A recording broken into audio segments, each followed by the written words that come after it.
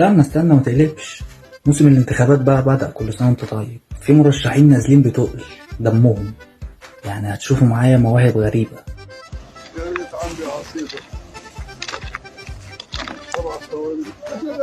ايه ده يا حاج؟ الله ينور، بتعمل ايه؟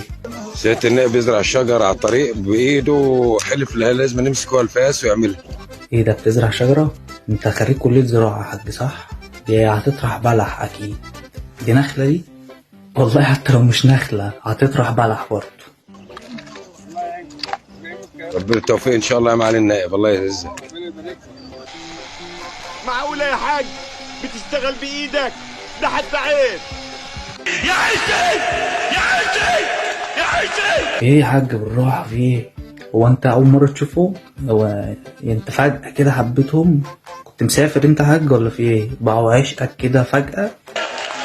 بعشقكم والله، بعشقكم، اقسم بالله بعشقكم. مالك يا حاج في ايه؟ يا جماعة يا اهل الستامون، يا حبايبي يا حبايبي يا روحي يا دمي يا عمري. في ايه يا حاج؟ انت مال العاطفة واخداك قوي ليه كده؟ ما تنزل توزع عليهم ورد بالمرة كده ايه، وخدهم بالحضن واحد واحد.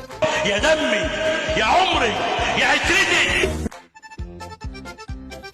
ايه ده بقى؟ غزالة مترشحة للانتخابات اسمها احمد البحراوي رمز الانسان. ايه ده؟ معقول ممكن يبقى غلط في التصميم مثلا؟ لا، باين ان الغزالة هي المترشحة للانتخابات رمز الانسان. ايه ده يا جدعان؟ حاجات غريبة اوي يا اخي، ايه ده؟ مش فاهم والله.